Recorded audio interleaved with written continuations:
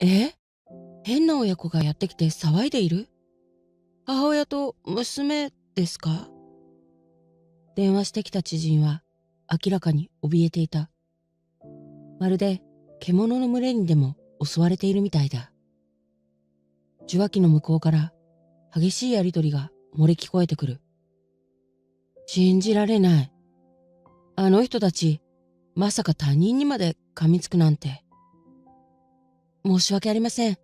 はい、こちらでも対処しますので。はい、はい、失礼します。通話を終えた私は、再びベッドに倒れ込んだ。夫は隣で寝息を立てている。今こちらは午前3時。時差は約7時間だから、あちらは午前10時といったところだ。当の親子からも、この後きっと連絡があるだろう。それを思うと、すごく憂鬱だった。私の名前はみゆき、31歳。主婦業の傍ら、翻訳や通訳に関する仕事をしている。私は親の仕事の関係で10歳までカナダのモントリオールに住んでいた。日本語と英語とフランス語のトリリンガルなので、それを生かした職業だった。夫の真珠は大手商社の営業マン。彼とは知人の紹介で知り合った。仕事ができる真珠は海外出張が多く、いつも世界中を飛び回っている。支えになってくれるパートナーが欲しいというので、私が名乗りを上げた次第だった。ごめんな。みゆきには寂しい思いをさせるかもしれないけど。大丈夫よ。離れている間は、できるだけ毎日電話で話をしましょうね。結婚して今年で3年目。子供はまだいないけれど、できれば2人は欲しいと思っている。なので、家もそれなりに大きなものを建てた。立派な一軒家に家族で住むことは、シンジの幼い頃からの夢なのだ。今は彼がフランスに単身赴任中で、この家を守ることは私の大切な役割の一つ。今回、まさかそんな自分の立場が脅かされることになるなんて思いもしなかった。シンジは3つ年の離れた妹、和美と母親の3人家族。両親は彼が2歳の頃に離婚したらしい。それ以来、母親が女手一つで兄弟を育ててきた。悲しいことに、シンジには子供の頃の幸せだった記憶はほとんどないという。別れたパートナーによく似ているという理由で、母親が彼を疎んじていたからだ。母親は和美ばかりを優遇し、シンジに対しては最低限の世話しかしてくれなかった。彼の優れた学力や観察力は、孤独感や反骨精神によって培われたものなのかもしれない。息子を虐げるような人だけあって、義母は私から見ても歪んだ性格の持ち主だった。口の悪さ、気の強さ、思い込みの激しさ、そういったものが顔つきに現れていた。義妹の和美もそんな母親にそっくりな顔立ちをしている。甘やかされて育った彼女は優秀な兄を何かにつけて見下していたようだ。シンジは2人を極力避けるので、私も義母と義妹に会ったことは数えるほどしかない。なので今回はとても驚いた。突然その2人が我が家に押しかけてきたからだ。へえ、なかなか素敵な家じゃない？設計から自分たちで？あ、はい。シンジと私で意見を出し合って、業者さんと相談しながら。だと思った。お兄ちゃんにしてはセンス良すぎるもん。ちょっとありえないよね。ある日の午後だった。義母と義妹は事前に何の連絡もせずに訪ねてきた。私は仕事を中断し、ラフすぎる室内着から談義に着替えて二人を迎えた。ずかずかと上がり込んできた二人の態度の大きさに、私はかなり驚いた。彼女たちは促される前からソファーに腰掛け、荷物を放り投げ、テレビをつけた。二人揃ってタバコに火までつけたときは、驚きのあまり絶句した。禁煙ですと私が言うより先に、ねえ灰皿は、と和美が怒鳴った。灰皿なんてうちにはない。仕方なく私は、めったに使わない陶器の小鉢を代わりに差し出した。ちょっと、客が来たらお茶でしょ。どんくさい嫁さんだね。私、コーヒーがいいな。お母さんは？緑茶。何か甘いものも欲しいね。はい、すぐに。私はキッチンに駆け込んだ。逃げ込んだと言った方がいいかもしれない。突然の訪問者たちの傲慢な態度に完全に圧倒されていた。思えば、義母と義妹に対する恐怖心や嫌悪感などは、初対面の時から感じていた。結納の日、会場に選んだ料亭の料理や内装などに、二人はいちいち文句をつけていたのだ。なんだいこりゃ。どれも味付けが薄いね。飾ってあるものも貧相だし、大したところじゃないね。私、椅子の部屋が良かったな。正座って大嫌い。あと、喫煙所が遠いの、マジでムカつく。あまりにもあけすけで品がない義母と義妹の態度に、私も私の両親もかなり驚いたものだ。真治はずっと赤面し、私たちだけでなく、中井さんにまで謝っていて、とてもかわいそうな状態だった。結婚式のプランについて相談するために、義実家を訪ねた時もそうだった。義母も義妹も、私たちのことをけなしては、何度も鼻で笑っていた。小規模な人前式にして、つつましく済ませたい、と真治が言ったのを悪くとって。いいと思うよ。どうせあんたの結婚式になんて、招待したって来る人は少ないだろうし。それに、派手な結婚式に似合うようなごめんそうじゃないもんね。うっそろって。私は、真治に倣って、その屈辱に耐えた。何を言い返しても意味がない。倍になって帰ってくるだけだから。辛いだろうけど、とにかく聞き流してほしい。真治からは、あらかじめそう言われていたからだ。結婚したら、義実家とは可能な限り距離を置く。その宣言通り、真治は盆や正月にさえ実家に帰ろうとはしなかった。何でも、毎月の仕送りさえ欠かさなければ帰ってこなくてもいい、と言われているのだとか。会うたびに真治と私を傷つけ、嫌な思いをさせる義母と義妹。そんな二人が訪ねてきたのは何のためか、この時の私には全く予想がつかなかった。お茶を飲み、好きなだけタバコをふかしてくつろいだ義母と義妹。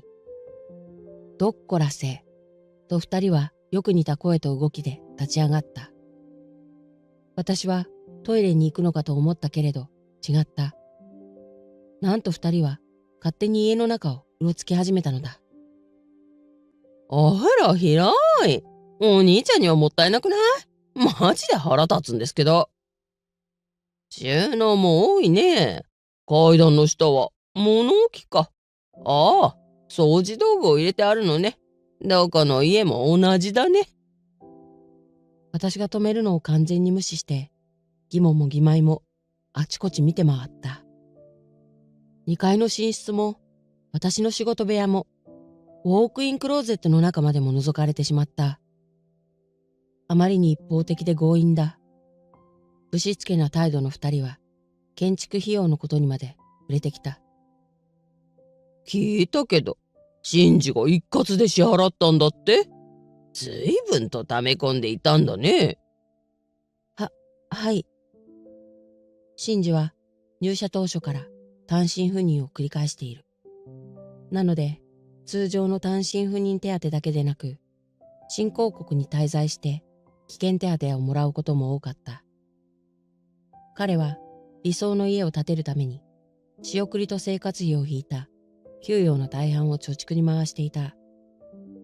そのおかげで建築費用はローンを組まずに済んだというわけだった。一括で払ったのね。マジでローンないんだよね。嘘をついたり見栄を張ったりしていないだろうね。えええ、していません。ローンは本当にありませんけど。やけに念を押してくるところは少々気がかりだった。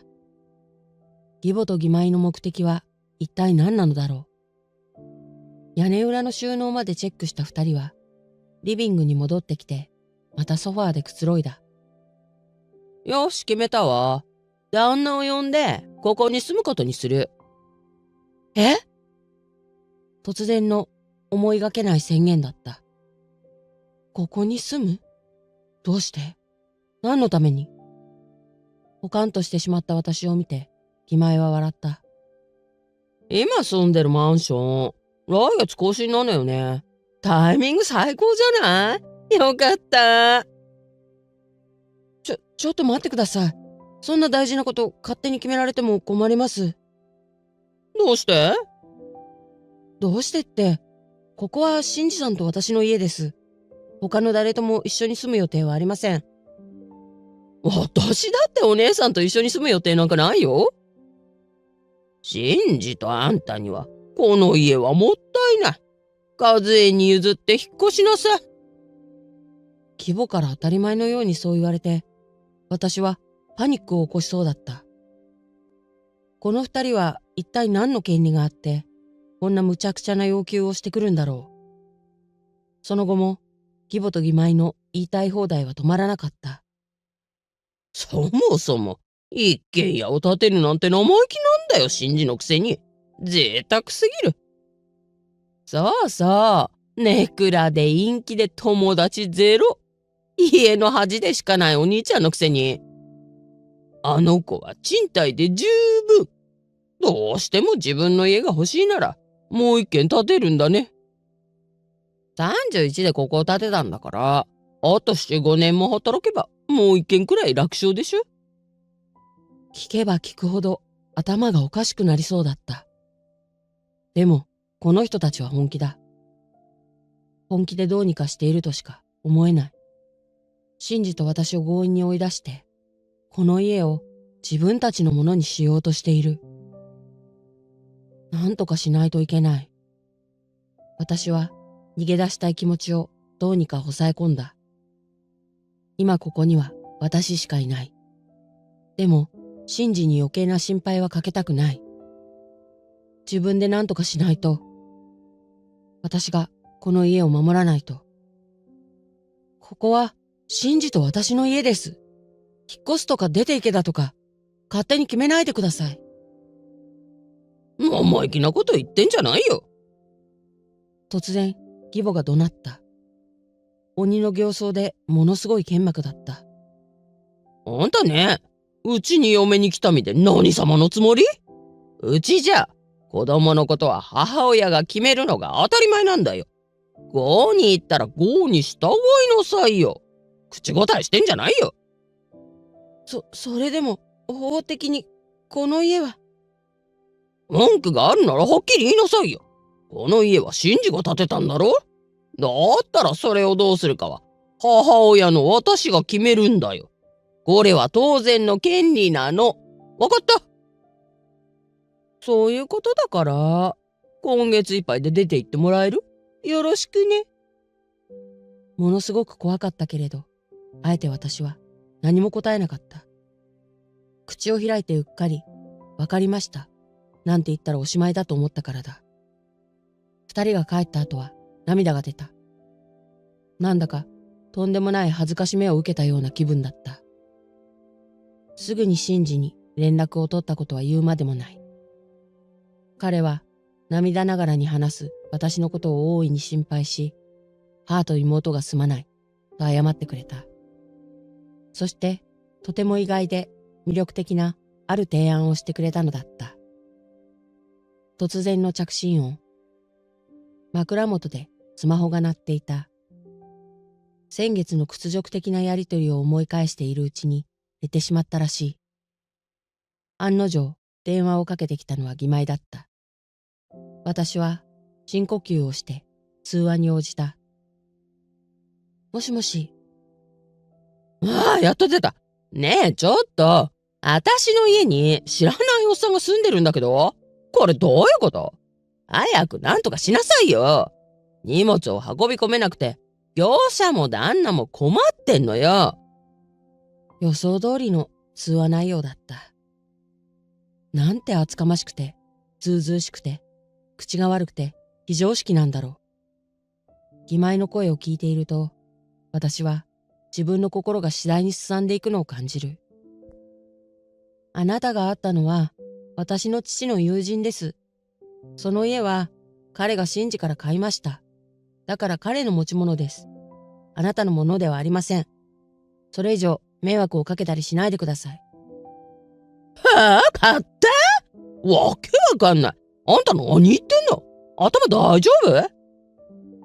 ギャンギャンと吠える義妹は、まるで言葉の通じない獣のよう。家の売却は、新次からの提案だった。義母と義妹に目をつけられた家を手放し、日本を離れて一緒に住もうと言ってくれたのだ。家は悔しかったけれど、新次のそばにいられる喜びに比べれば、どうってことはない。私は早速、実家の父に家の売却と渡出の予定があることを連絡した。すると父は、ちょうど新しい住まいを探している友達がいると教えてくれた。父から紹介を受けたその人が、新次と私の言い値で家を買ってくれたのだった。しばらくすると、すぐ隣にいたらしく、通話の相手が義母に変わった。もしもしみゆきさん？あんた、とんでもない真似をしてくれたね。お母さん。うちの娘夫婦が引っ越すことは、ちゃんと話をしていたはずだよ。売っただって？バカなこと。ちょっとここに来なさい。金を返して、家を取り戻せ。今すぐにだよ。電話越しでも伝わってくるお母さんの迫力。私はすくんでしまった。彼女は私の苦手なタイプで理解の範疇を超えている。その時、寝ていたはずの新次がむくりと起き上がり、私と変わった。今、みゆきは俺と一緒にフランスにいる。そっちには行けないよ。シンジ、フランスだって？ところで、俺が建てた家を売ったことの何がそんなに問題なんだ？説明してもらおうか。新次は怒っていた。寝起きであることを差し引いても明らかに不機嫌だった。口ごもった義母に彼はかなり強い口調で続けた。全部聞いたぞ。